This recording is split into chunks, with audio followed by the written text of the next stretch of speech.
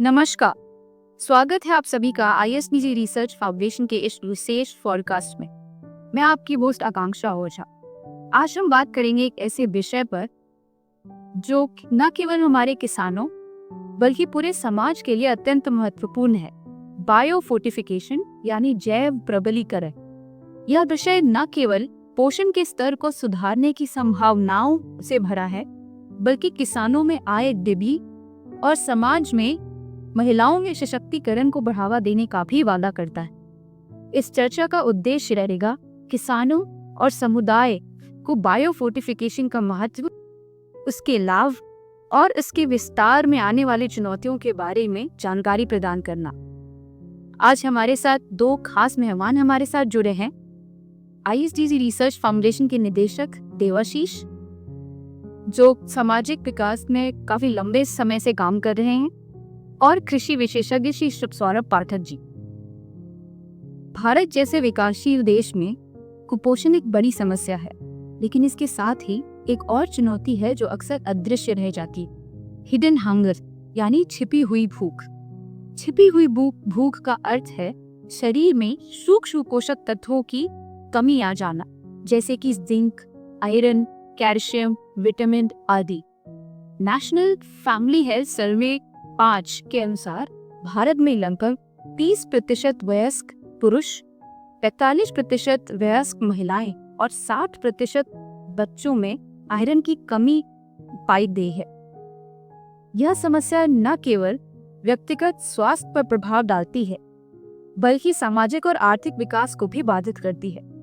आज बायोफोर्टिफिकेशन जैसे अभिनव समाधान इन चुनौतियों से निपटने का एक महत्वपूर्ण जरिया बनकर आए हैं। यह न केवल पोषण की कमी को दूर करते हैं, बल्कि कृषि उत्पादकता और किसानों में आय की वृद्धि का भी स्रोत बनकर आए।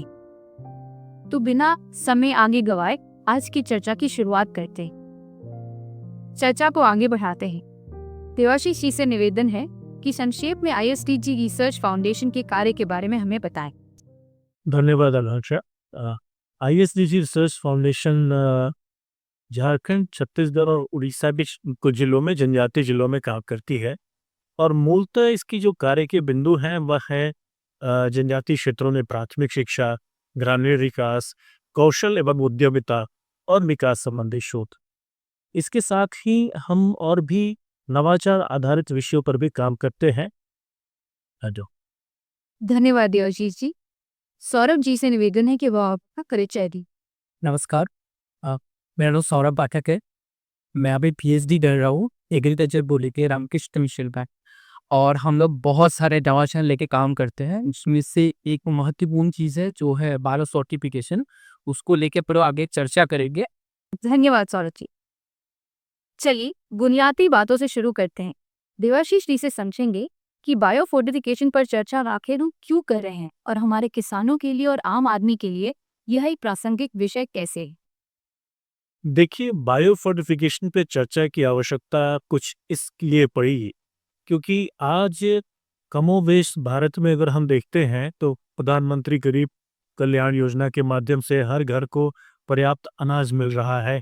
भारत में उपज अच्छी है, कृषि की उपज अच्छी है, और अनाज मोटा मोटी सभी को मिल रहा है। लेकिन उसके बाद भी जो कुपोषण की विभीषिका है वह कहीं भी कम होने का नाम नहीं ले रही। तो ऐसे में आखिर कौन सी चुनौती है, क्या कारण है कि लोगों को पर्याप्त भोजन भी मिल रहा है। इवन कई कई बार आप देखेंगे कि संभ्रांत परिवारों में भी, धनी परिवारों में भी, जहाँ किसी चीज की कमी नहीं है, वहां भी कुपोषण के स्तर देखे जा रहे हैं। विभिन्न सूक्ष्म पोषक तत्वों की कमी, जिंक की कमी, विटामिन की कमी कई परिवारों में देखे जा रहे हैं। तो आखिर हो क्या रहा है भोजन के साथ? हम कैसा भोजन कर रहे हैं? हमारा जो हम भोजन कर रहे हैं उसमें किस तरह के पोषक तत्व विद्यमान है, क्या इसकी समझ हमें है? हमारे मिट्टी का स्वास्थ्य कैसा है? मिट्टी जैसी होगी वैसा ही अन्न उपज जाएगी। मिट्टी के स्वास्थ्य की कितनी व्यापक चिंता हो रही है। तो ये सारी बातें कहीं ना कहीं आपस में जुड़ी हुई है। तो इसके बारे में गंभीरता से समझने के लिए हमें जहाँ तक जाना होगा, हमें मिट्टी की समझ बनानी होगी। मिट्टी को कैसे मजबूत करें, मिट्टी को कैसे स्वस्थ करें, उसकी चेष्टा करनी होगी। वह मिट्टी कैसे पोषक तत्वों वाली अनाज उपजाए, हमें इसकी चिंता करनी होगी। हमें वह बीज चाहिए जिसमें पोषक तत्व सुनिश्चित मात्रा में हो, तो वैसे ही बीज आगे चलकर वैसी फसल देंगे स्वस्थ मिट्टी के अंदर। तो इस तरह की परिकल्पना की दृष्टि से जब हम सोचेंगे एक देश की तरह, तो हम डेफिनेटली इस विषय के गंभीर परिणाम निकाल पाएंगे। आज भारत की सरकारें, भारत की स्वयंसेवी संस्थाएं, भारत के कृषि अनुसंधान संस्थान इसके बारे में गंभीरता से सोच रहे हैं और समाधान भी विकसित कर रहे हैं। बिल्कुल देवाशीष जी, आपने इस विषय का रोचक प्रकाश डाला है। आगे सौरभ जी से समझते हैं कि बायोफोर्टिफिकेशन क्या होता है और आने वाले समय में कृषि और पोषण के संदर्भ में इसका क्या महत्व रहेगा। इस टॉपिक में जाने से पहले मैं थोड़ा-सा हिस्ट्री में जाऊँगा।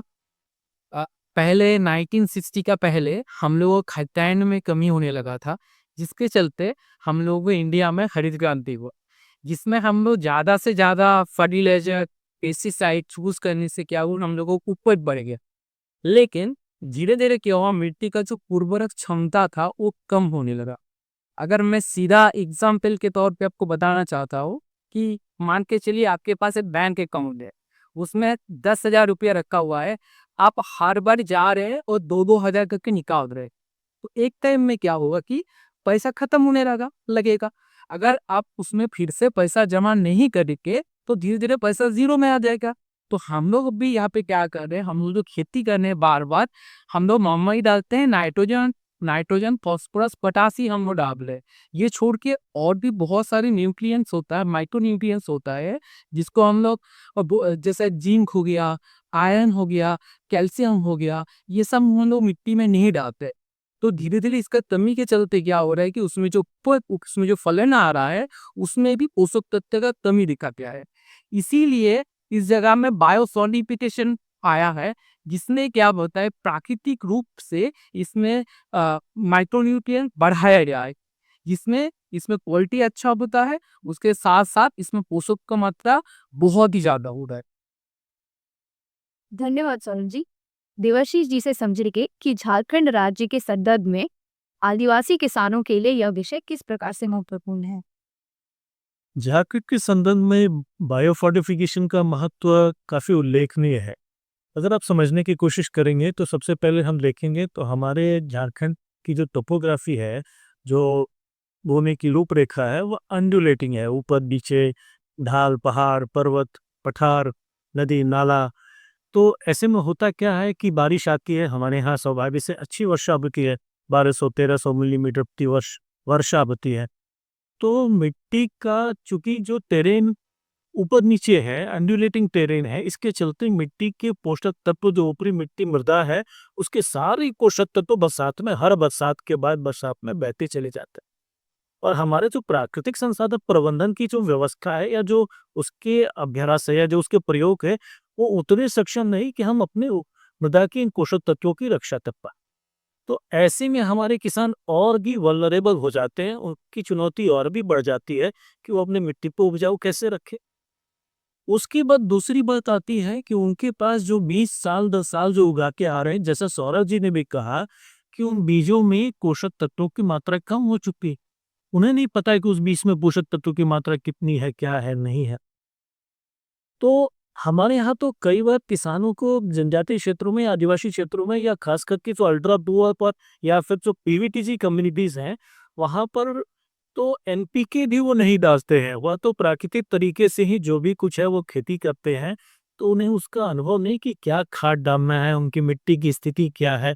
तो ऐसे में बायोफोर्टिफिकेशन हमारे राज्य के लिए, हमारे आदिवासी किसानों के लिए और भी महत्वपूर्ण हो जाता है। दूसरे क्या है कि बीमारियों से जो कुपोषण की चुनौती जो सबसे ज़्यादा है, तो वह आदिवासी समाज के अंदर है। तो वहाँ भी यह महत्वपूर्ण हो जाता है कि हम उनको पोषण युक्त भोजन प्रदान कर सके। और उनको पोषण युक्त भोजन प्रदान करने का सबसे सरल मार्ग है कि उनके खेतों में पोषण युक्त भोजन उगा पाए हम।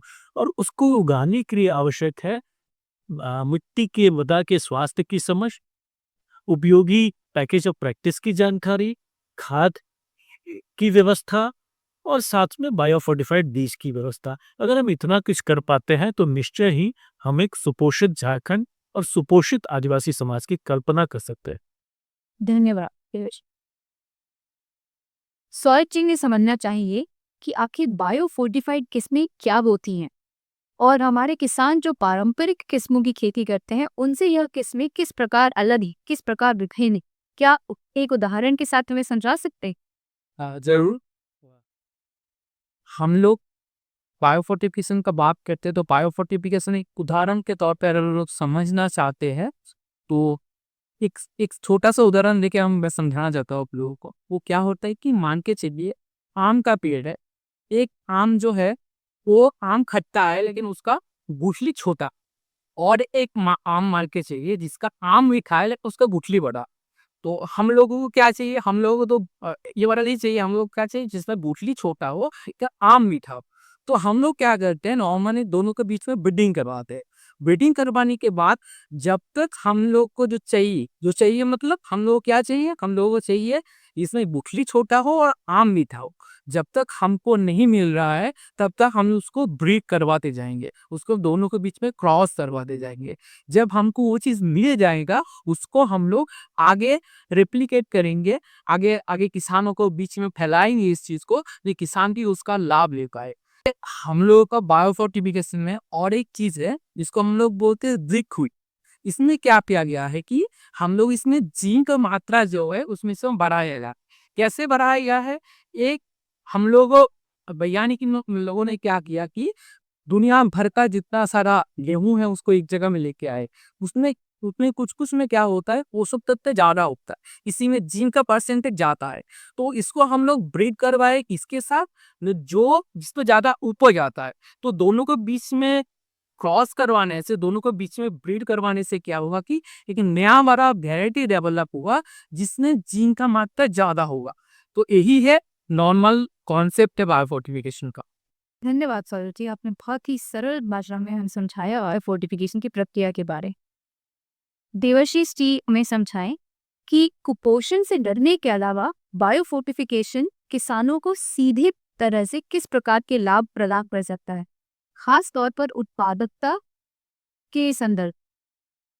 अ, अभी जैसे सौरभ जी ने भी बताया कि बायोफोर्टिफिकेशन में हमने जो हमारी रिक्वायरमेंट्स है, जो हमारी आवश्यकताएं हैं, उसके हिसाब से वैज्ञानिकों ने उसको डेवलप किया। तो वैज्ञानिकों ने इस बात का भी विशेष ध्यान रखा कि कहीं से भी हमारी उत्पादकता कम नहीं हो।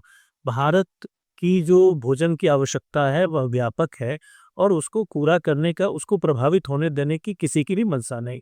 तो जो बायोफोर्टिफाइड बीज हैं, जो फसलें हैं, जो नस्लें हैं, उनकी उत्पादकता किसी भी तरह से किसी दूसरे बीज से कम नहीं है, अपितु उनसे ज़्यादा ही है। दूसरी बात देखते हैं कि बायोफोर्टिफाइड प्रजातियों पर काम करते समय वैज्ञानिकों ने इस बात का भी ध्यान रखा कि ये प्रजातियां क्लाइमेट, मतलब जो मौसम की जो उतार चढ़ाव है, जो बदलाव है, उनसे भी संघर्ष करने का क्षमता रखे। इसलिए कुछ वर्षों से आप लोग देख रहे होंगे कि गर्मियों में गर्मियां बहुत चट पड़ती हैं, बरसात में बारिश आती है तो जो बारिश पहले स्प्रेड होके आती थी कि लगातार बारिश होती, कि अभी वो 3 दिन में ही व्यापक मात्रा में बारिश हो जाती है। जाड़ों में सर्दियां बहुत लंबी चली जा रही हैं। तो ऐसे भी फसलों के ऊपर बहुत गहरा प्रभाव पड़ रहा है, फसलें नुकसान हो रही हैं, किसानों का जीवन दूभर हो रहा है। तो ये बायोफोर्टिफाइड फसलें उसकी भी चिंता करती हैं और सुनिश्चित करने का प्रयास करती हैं कि किसानों को अनावश्यक नुकसान नहीं हो और ये फसलें मौसम की चुनौतियों को झेल जाएं। और इसके अलावा कुपोषण का विषय तो है ही, जब पोषित भोजन, जब पोषित उपज होगी तो पोषित समाज होगा। तो ऐसी करके व्यापक लाभ है बायोफोर्टिफाइड फसलों के। धन्यवाद देवाशीष जी, हमने समझा कि बायोफोर्टिफिकेशन न केवल कुपोषण से लड़ने में हमारी सहायता करता है बल्कि हमारे किसान भाइयों और दीदियों के लिए एक लाभकारी समाधान भी है। सौरभ जी हमें समझाएं कि जब किसान बायोफोर्टिफाइड फसलों को अपनाएंगे तो उन्हें किस प्रकार के विशेष समर्थन या प्रशिक्षण की आवश्यकता हो सकती है। देखिए, पहले मैं ये चीज बोलना चाह रहा हूँ, बायोफोर्टिफिकेशन जीएम क्रॉप नहीं है। जीएम क्रॉप अलग चीज है, बायोफोर्टिफिकेशन अलग चीज है। अगर हम लोग किसानों के बीच में बायोफोर्टिफिकेशन को फैलाना चाहते हैं तो सबसे जरूरी होता है बीज और सीड्स। तो किसान को ये हम लोगों को इंश्योर करना है, ये हम लोगों को समर्थन करना है कि किसान के पास बायोफोर्टिफाइड बीज पहुँचे। जब तक किसान के पास बायोफोर्टिफाइड बीज नहीं पहुँचेगा, तब तक किसान में इस पे खेती नहीं करेगा। तो उसके साथ-साथ एक तो हो गया बीज पहुँच गया उन लोगों का, दूसरा क्या होगा कि आपको किसानों को ट्रेनिंग एंड कैपेसिटी बिल्डिंग करना पड़ेगा। मतलब ट्रेनिंग और कैपेसिटी बिल्डिंग में हम लोग किसान को अवेयरनेस करेंगे, किसान को ये जानकारी देके कि अगर किसान बायोफोर्टिफाइड सीड उगा रहा है, तो इसका बेनिफिट्स क्या है। इसका बेनिफिट्स एक बार पता चल जाएगा, तो किसान धीरे-धीरे इसको एडॉप्ट करना स्टार्ट करेगा। देवाजी, इस चीज से ये समझना चाहिए कि भारत सरकार की तरफ से क्या कोई प्रयास चल रहे हैं बायो फोर्टिफिकेशन को बढ़ावा देने के लिए? यदि हाँ, तो वे क्या है और हमारे किसान कैसे उससे लाभान्वित हो सकते हैं? बिल्कुल, भारत सरकार नीतिगत स्तर पे बायो फोर्टिफिकेशन को लेकर काफ़ी स्पष्ट दिखती है। और हाल ही में कुछ कुछ महीने पहले भारत के प्रधानमंत्री श्री नरेंद्र मोदी ने बायो फोर्टिफाइड फसलों की 109 वैरायटीज़ का लॉन्चिंग किया। तो ऐसे प्रयोग ये दिखाते हैं कि भारत सरकार इन विषयों को लेकर गंभीर है। न्यूट्री सेंसिटिव खेती को लेकर भी कृषि मंत्रालय गंभीर है। अ, इ यहाँ तक कि जो ग्रामीण विकास विभाग जो भारत सरकार का है, उसने भी विभिन्न संस्थाओं के साथ जो इन विषयों को आगे ले जा सकते हैं, उनके साथ अपने करार किए हुए हैं और इसको आगे लेकर जा रहे हैं। और साथ ही ऐसा दिखता है कि एक योजना ऐसी भी बन रही है कि भविष्य में मिड डे मील में या अन्य जो पोषण की जो योजनाएँ हैं, चाहे वो पीडीएस हो, मिड डे मील हो या फिर जो गर्भवती महिलाओं के लिए जो पोषण की बात होती है, उनमें कि बायो फोर्टिफाइड भोजन को पहुँचाया जाए, ऐसे विचार चल पड़े हैं। देवाजी, से ये भी समझाइए कि झारखंड राज्य में बायो फोर्टिफिकेशन पर क्या प्रयास चल रहे हैं और आईएसटी रिसर्च संस्था क्या कर रही है? अ, झारखंड राज्य में जो हम देखते हैं तो जेएसआईपीएस जो झारखंड राज्य आजीविका जो सोसाइटी है वो है इसमें काफ़ी आगे बढ़ चढ़कर काम कर रही है। खास करके उनका जो पीवीटीजी या अल्ट्रा पावर के ऊपर जो काम करते हैं, एनआरएलएम के जो भारत सरकार और international food policy research institute के बीच जो एमओयू है, जो करारनामा है, उसके अंतर्गत जेएसएलपीएस इस पूरे प्रक्रम का नेतृत्व कर रहा है और बायो फोर्टिफिकेशन को समाज के सबसे निचले तबके के बीच में ले जाकर काम कर रहा है। जैसा समझ में आता है कि हार्गेस प्लस और जेएसएलपीएस लिंकर इस विषय को पलामू, गढ़वाल, लातेहार, गुमला, पूर्वी सिंहभूम और पाकुड़ जिलों 6 जिलों में पीवीटीसी समुदाय के साथ बायोफोर्टिफिकेशन पर काम कर रहे हैं। और इसमें मूलतः जो काम का जो लेखा-जोखा है, जो ये है, उसकी व्यापकता है, उसमें ऐसा विषय है कि कैसे किसानों को प्रशिक्षण मिले, कैसे किसानों के साथ ही साथ पूरे इकोसिस्टम में सेंसिटाइजेशन हो, पूरे इकोसिस्टम का संवेदीकरण हो कि बायोफोर्टिफिकेशन क्या है, उसके लाभ क्या है, उसको खेती करने की प्रक्रिया क्या है। ऐसी सारी चीज़ों को पूरे इकोसिस्टम को समझाने का विषय लिया गया है। साथ ही जो ज़मीनी स्तर पे जो किसान हैं, जो बॉटम ऑफ द पिरामिड, जो लास्ट माइल फार्मर्स हैं, उनके पास ये बायो फोर्टिफाइड बीज पहुँचे कैसे? इसको लेकर हार्वेस्ट प्लस और जेएसएलपीएस की बहुत बड़ी भूमिका है और इसी भूमिका में, इसी कड़ी में आईएसडीजी रिसर्च फाउंडेशन एक टेक्निकल पार्टनर की भूमिका निभाता है। तो इस पूरे कार्यक्रम के प्रबंधन और साथ ही इसमें प्रशिक्षण के विषय का दायित्व निभाता है। देवजीत जी, आपने इस कार्यक्रम पर विस्तार से जानकारी की। सौरभ जी से समझना चाहेंगे कि जमीनी स्तर पर इसका क्रियान्वयन इस कार्यक्रम का किस प्रकार से चल रहा है और किस तरह के परिणाम गिरा रहे हैं? अगर हम लोग जर्मनी स्तर का बात करें, तो जेएसएपीएस जो है, जेएसएपीएस यानी Jharkhand state livelihood promotion society, वो क्या कर रहे हैं, हर एक गांव तक पहुंच रहे हैं। हर एक गांव तक, हर एक किसान तक, ऐसा ऐसा गांव में पहुंच रहा है जहाँ पे पहुंचने का रास्ता तक नहीं है, जंगल का अंदर से गांव है। ऐसे भी गांव में पहुंच के जेएसएपीएस अपना काम कर रहे हैं, बायो फोर्टिफिकेशन प्रमोट कर रहे हैं। किसान लोग बहुत ही खुश है, प्रोडक्शन भी बहुत अच्छा मिल रहा है। और इसका जो ट्रेनिंग होता है, ये तीनों लेवल का ट्रेनिंग होता है। तीनों लेवल का ट्रेनिंग की बात करें तो मतलब जे पहले हो गया स्टेट लेवल का ट्रेनिंग होता है। स्टेट लेवल का ट्रेनिंग दे जाने के बाद इसको डिस्ट्रिक्ट लेवल पे ट्रेनिंग होता है। डिस्ट्रिक्ट का हो जाने के बाद इसका गाँव स्तर पे भी ट्रेनिंग होता है। इसमें दीदी लोग जुड़ी हुई है, दादा लोग जुड़े हुए हैं। तो सबको एक साथ में ट्रेनिंग होता है, सब मिलके एक साथ में इसका एक परिणाम जो खेत पे निकल के आ रहा है बहुत ही चमकदार है। वो हम लोग कोशिश कर रहे हैं आगे ही बहुत कुछ करने का, हम लोगों का यही सोच है। देवाशीष जी, बायो फोर्टिफिकेशन के प्रचार प्रसार में महिलाओं का क्या भूमिका देखते हैं आप?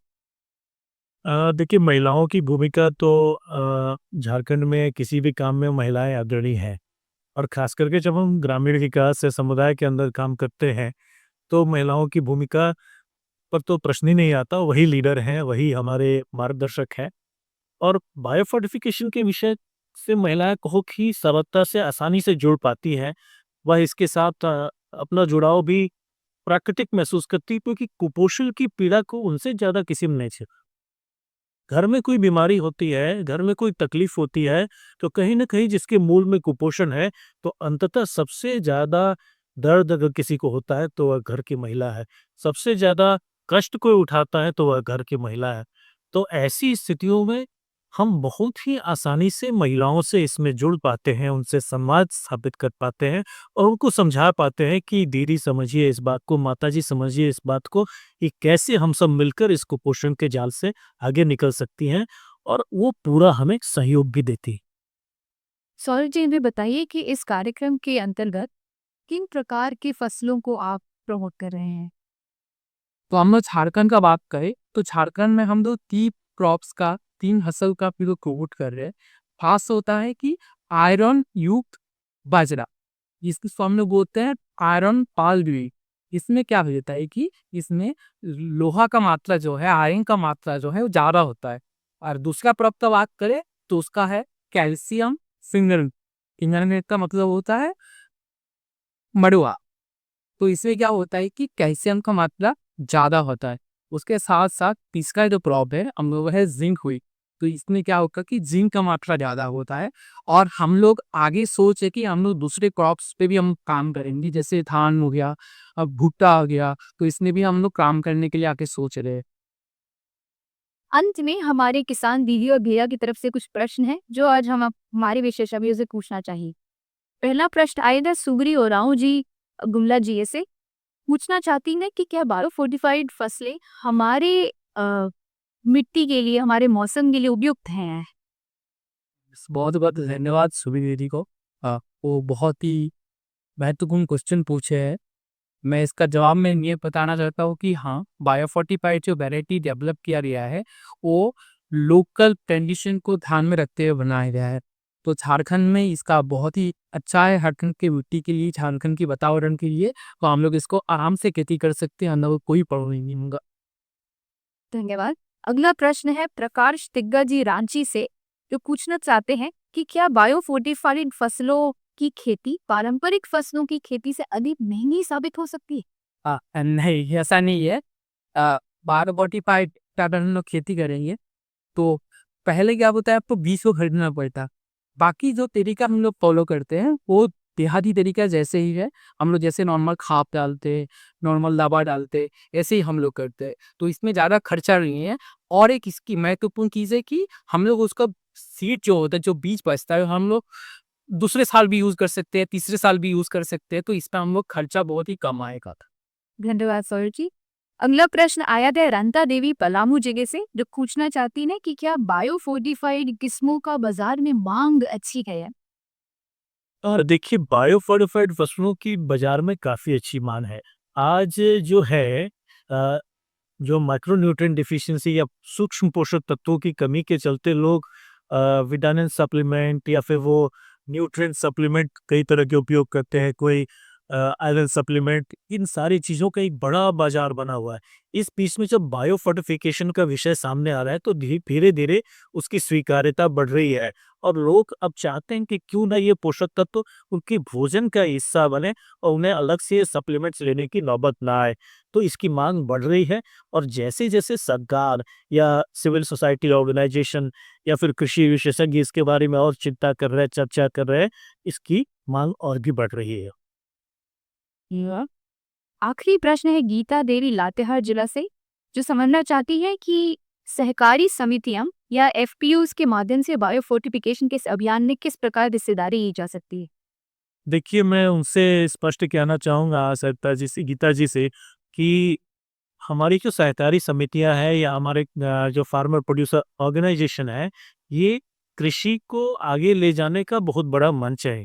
तो वह अपने एफपीओ में बात करें, अपने कोऑपरेटिव सोसाइटी में बात करें कि भाई हमने एक बार बायो फोर्टिफाइड की खेती की है, हम दूसरी फसल भी बायो फोर्टिफाइड भी करना चाहते हैं।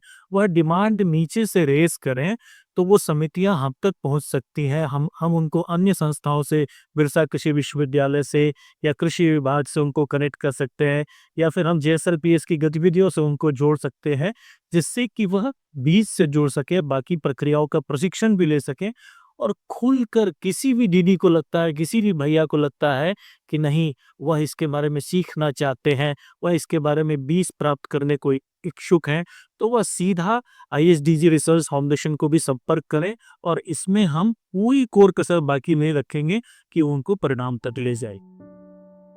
आज की हमारी चर्चा बाकी सार्थक रही। हमारे दोनों भी विशेषज्ञों का बहुत बहुत धन्यवाद आज हमारे साथ जुड़ने के लिए। आप सभी भी आईएसडीजी रिसर्च फाउंडेशन के साथ जुड़े रहे। इसी प्रकार हम आगे बढ़कर बायो फोर्टिफिकेशन से जुड़े और भी महत्वपूर्ण विषयों पर चर्चा बरकरार रखेंगे। अंत में मैं भी 2 पंक्तियाँ जोड़ूँगा कि आज राष्ट्रीय किसान दिवस है, 23 दिसंबर का दिन है और पूरा भारतवर्ष समझिए कि किसानों को टकटकी लगाए देख रहा है कि कैसे हमारे किसान समृद्ध हो, सबल हो और एक विकसित भारत का निर्माण हो। तो इसी क्रम में मैं कहना चाहूँगा, जय जवान, जय किसान, जय विज्ञान।